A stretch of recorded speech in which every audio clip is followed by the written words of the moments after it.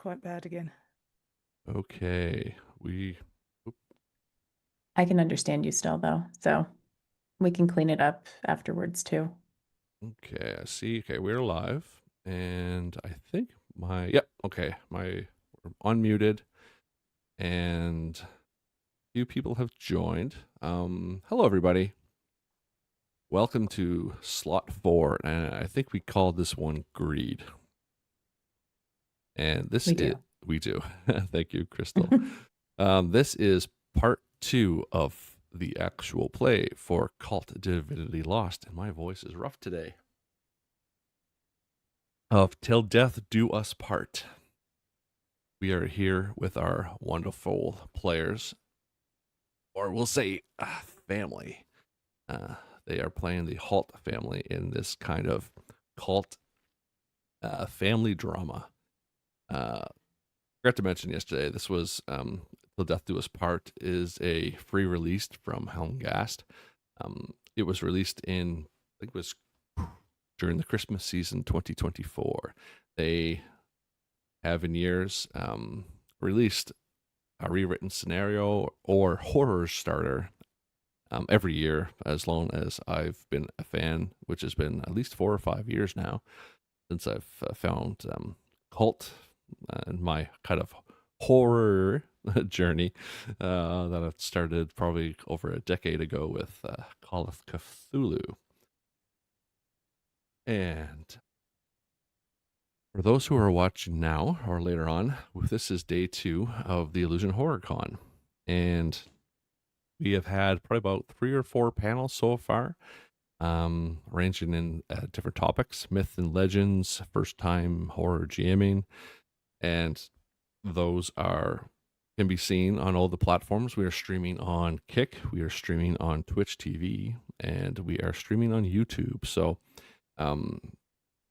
video longevity on Kick is usually about 30 days, Twitch is 7, and YouTube is forever. So if we muck up during the stream, just to know there will be fully edited postings for the longevity side. Not right after the con, because there's a lot of video, but It might be a week or 2 after the con. There will be cleaned up, edited versions of streams and panels. yeah, definitely. So the only way to see this is live today. So if anyone can hear me, watch today or within the next 30 days. Something like that. Anyway, I'll stop rambling. It's too early. All right. So raffles are up and will last a few weeks after the con is done. So if you like to support a charity and have the chance on getting a prize lot from one of our generous sponsors, check the website chat.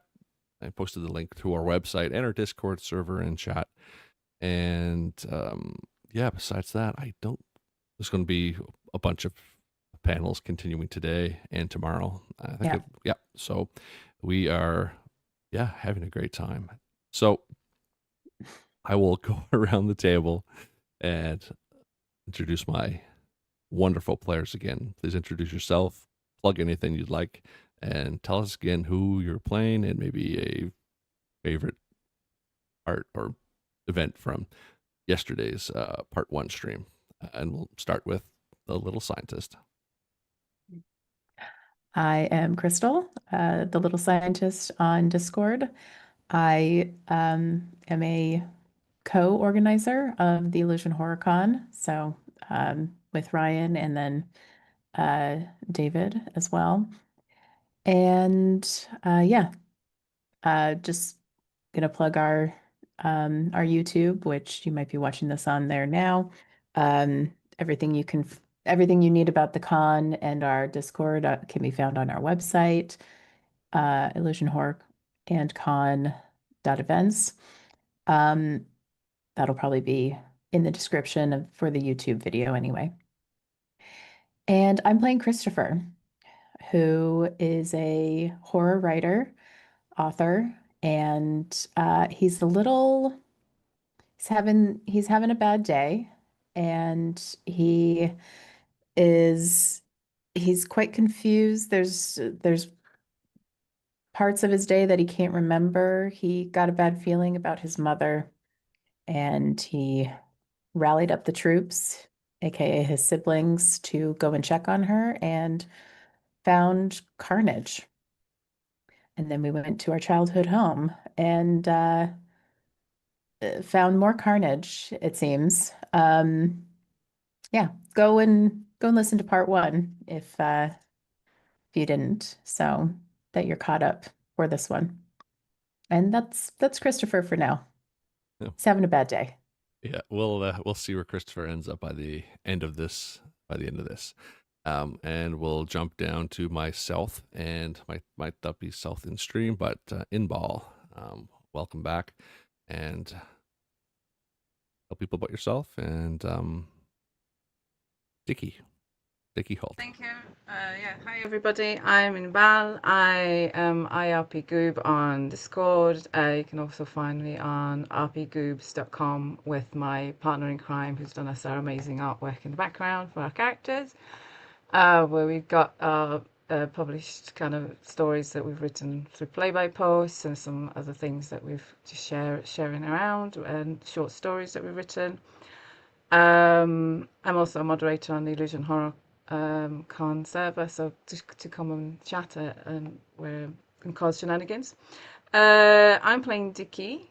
Dicky is the third sibling, middle child, and he is the black sheep of the family, I think, in a sense, although I think we're all got our own issues, but for a change, he's finding himself not being the one in the center of attention in that kind of negative way per se.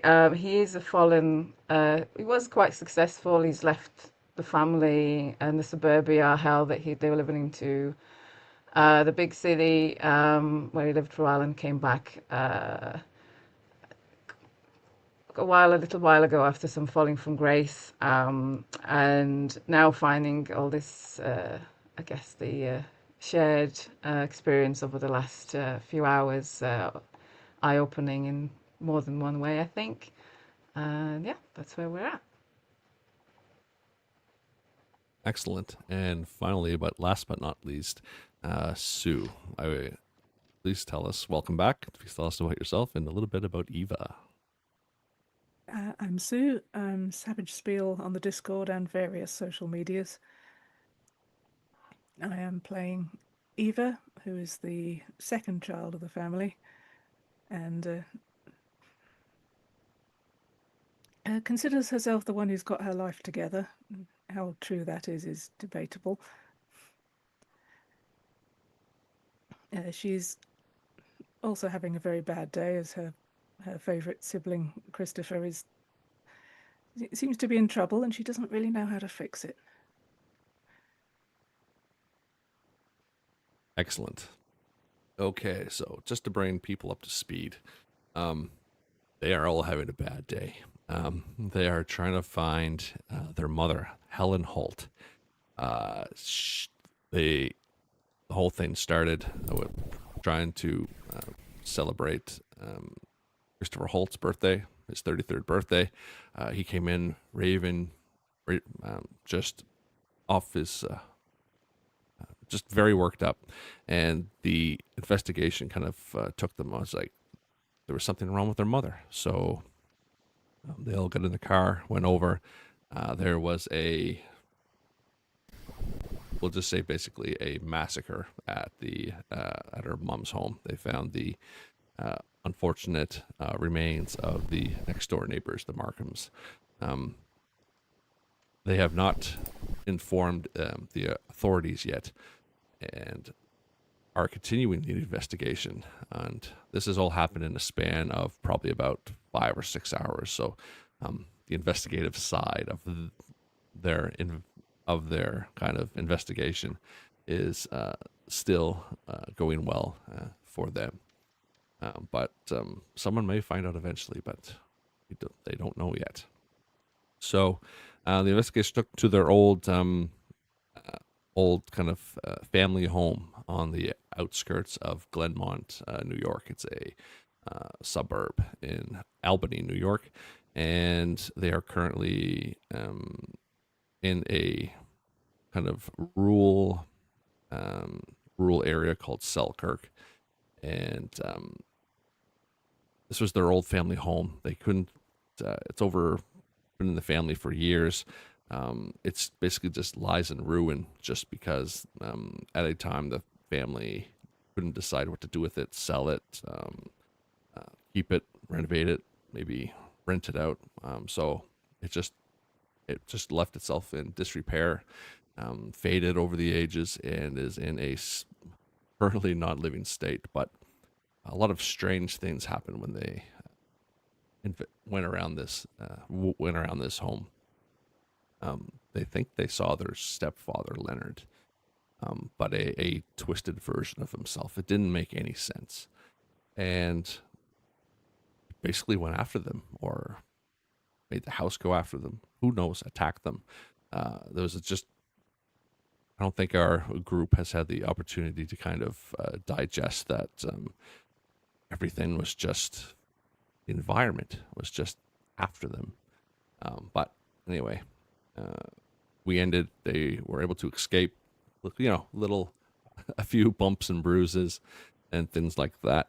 And before they get in the car to go away or drive away, man, my vocabulary is not working today. Before they get in the car to drive away, in the headlights of the car, they see seems to be a 12-year-old girl, where they kind of recognize her, or at least Christopher knows who, or thinks he knows who she is. But years and decades have gone by, and logically she should be an adult if she was still alive, but she's supposed to be dead. That is a question that we have to kind of see what it means today. And yeah, where is their mother? That is the main question, is where is their mother? And we'll start with them. We start in the car as the headlights are shining on this I want to say a memory, but a memory is, something not physically weird and tangible in front of you.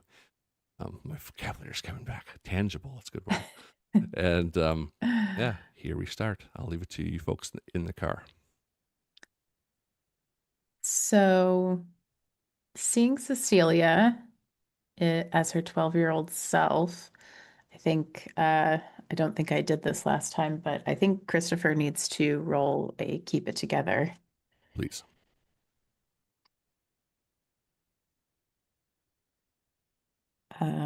Okay.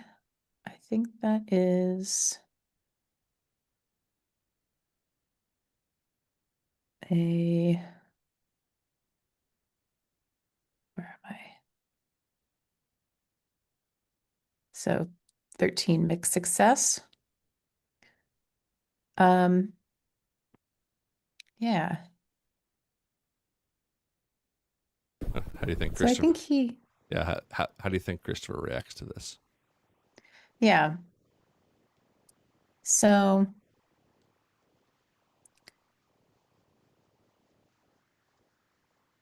I think seeing Cecilia as herself, I think he knows that this is not actually Cecilia.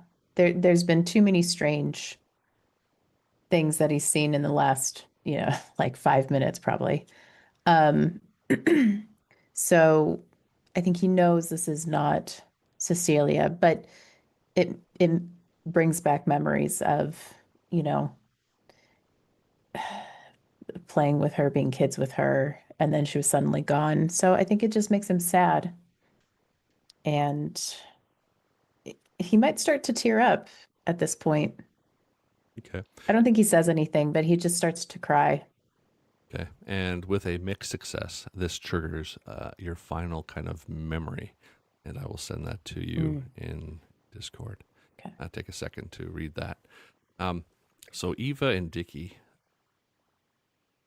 you see, Christopher's probably riding shotgun. Eva, I don't think you let anyone drive, or maybe you don't trust your brother, but you see this familiar face, both of you do. and then you wait for just Christopher to just say something, or you even want to. Usually, if someone's in the way of the car, you're trying to get away. You just roll down the window, beep the horn. But Christopher starts to cry, and which is something you don't or never see because he's the oldest. He's the one who has it together. Well, together, not like you, Eva. Definitely a little bit more than you, Dickie. Fair. What do you do?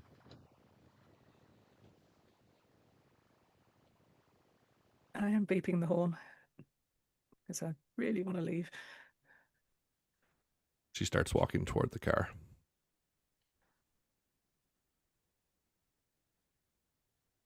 Back next to Sophie, the younger sister, and because he's got this gash from when he tumbled down the stairs, and probably kind of got a hand over his head. Still shit my coat, and what? And looking out the window, and I don't think I can see it.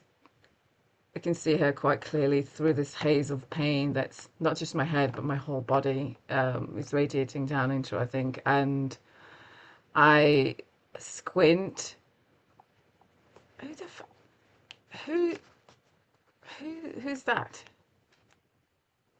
It looks familiar. She puts Am an I arm. seeing things like what? Oh God, I'm seeing so many things tonight. What the fuck? She puts an arm up in the air and starts to wave.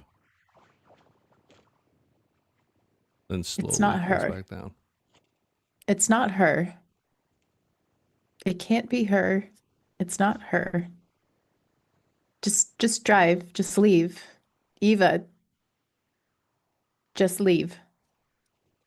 Okay. You drive around her or run her over. I'm going to try and drive around her. Drive around. Yeah, that's no problem. You don't have to roll for anything like that. And there's plenty of, there's no obstruction for you to kind of drive around her because the driveway is, it's a big yard, dirt road kind of thing. So you drive around and you're able to, get a good look at her. And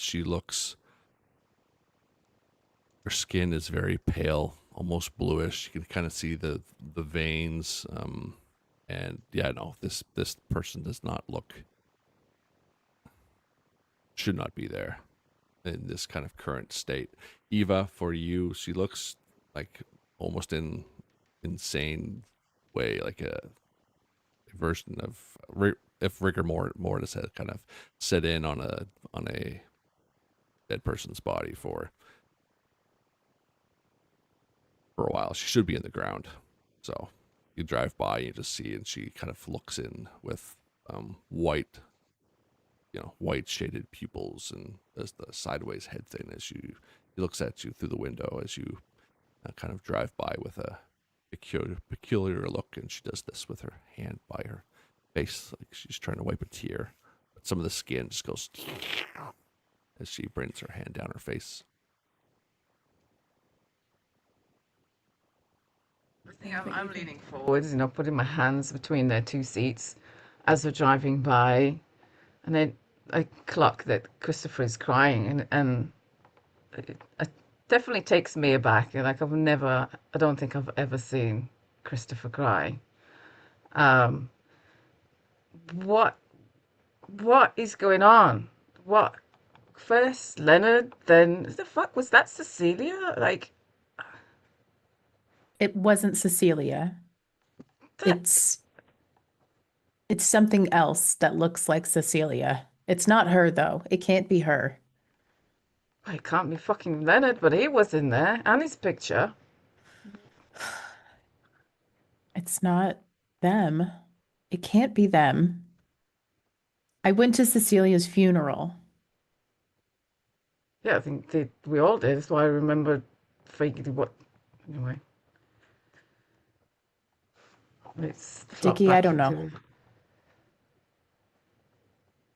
Fuck is that? Dickie, I think this is a good opportunity. You've been hit in the head through a lot of trauma, and then it's something about the look of this walking corpse that triggers something for you. I'd like you to roll a see through the illusion, please. Cool. Right. Let's see if my dice roll any better than they did yesterday. Usually it means yes. So 2d10 plus your soul, please. It's 10 on dice. So that's -2. So that is an 8. Excellent. All right, so under this new rule set, so you rolled an 8.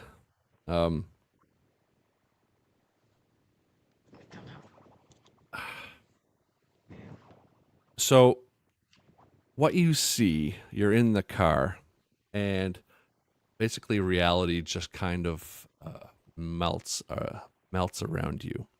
You folks, will say that you were kind of turned around in the seat, after staring out the front as you see Cecilia going by, and you look back, and the house, it's just a foundation with fallen in walls.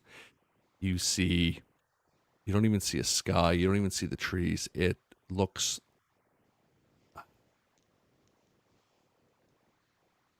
it almost, you definitely look and you see Leonard and you know it's him.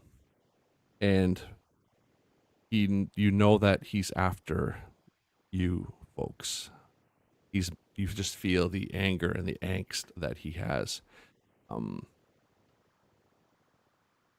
Not really toward you and not toward Eva. You just have this feel and sensation that he's after Christopher for something Christopher has done.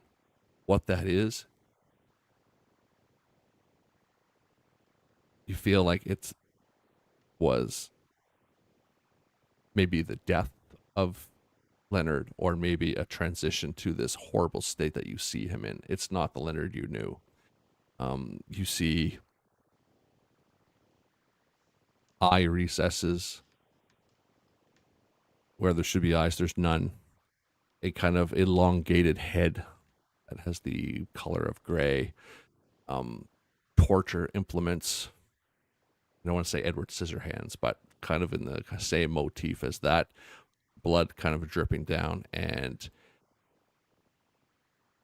your old familiar family home looks like basically like his torture chamber.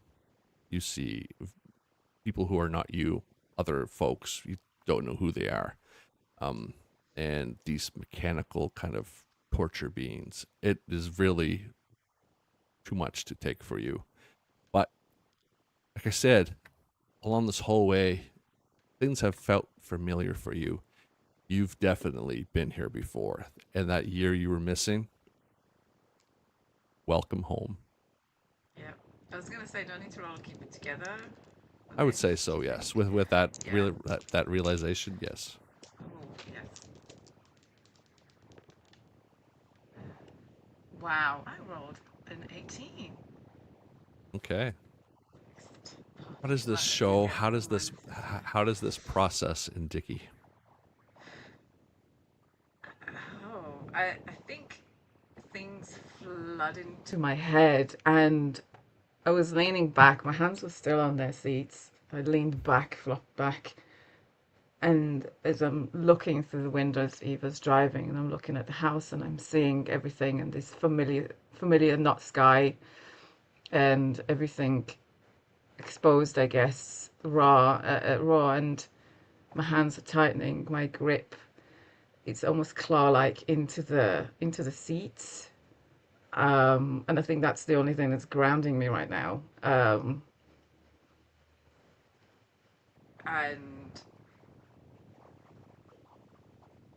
I think I I don't think I can say anything. I don't say anything. I think there's horror written on my face, which they probably can't see unless they're looking in the mirror. Sophie might. But yeah, my expression is kind of expressing what I can't say right now, as I recognize this. And the one, Kind of like I think it might be like a strangled noise coming out of my throat, and that's about it. Um, what about you, Eva? What's going through your mind? You see Dickie in his kind of state. You see Christopher almost bawling his head off, and you are the one sibling who is keeping it all together like you usually do. Damn it, why am I always the one who has to deal with this shit? Also, why is our house haunted? Yeah. Did you roll keep it together? No, but I think I should. Yes, please.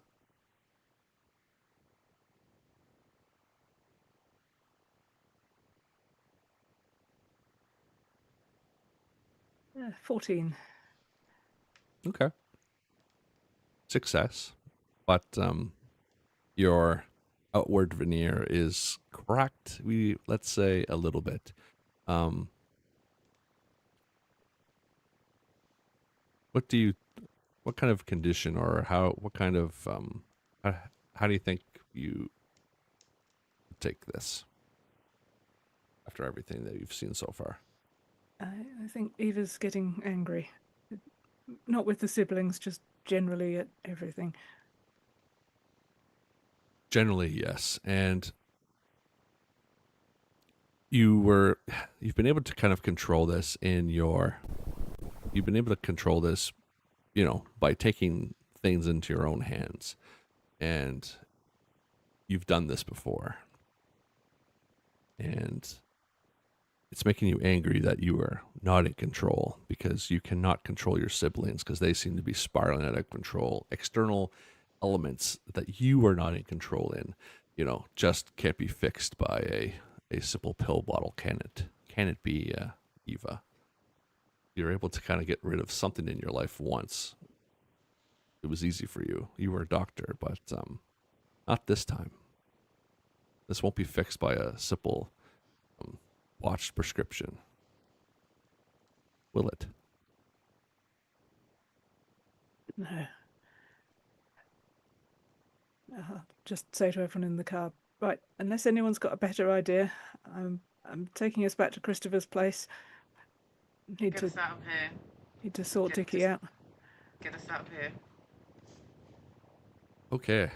You make the drive back to Christopher's house, or apartment, in Glenmont. I assume it would be a quiet drive. Christopher, you might be looking out the window, just trying to make sense of everything. Dickie, you have this kind of pulsating headache. You've seen that place again. You know that year that you were missing. You know where you were. And you probably don't want to go back there. But you know that he's coming. Leonard is here. You don't know how. You don't know. It's a different place. It's not this place, but it is a different place. And you just remember the cold, the screams, the just the unpleasantness of the whole environment. It is not a place it's not a place you want to go back to. And Eva, the stolid, the the one sibling who has been able to keep this family together since day one. Even you're showing signs of cracking, but you haven't had a chance to kind of think about all of these kind of what's happening till now. But you all make it back to Christopher's apartment, maybe a little paranoid, knowing the situation that happened at your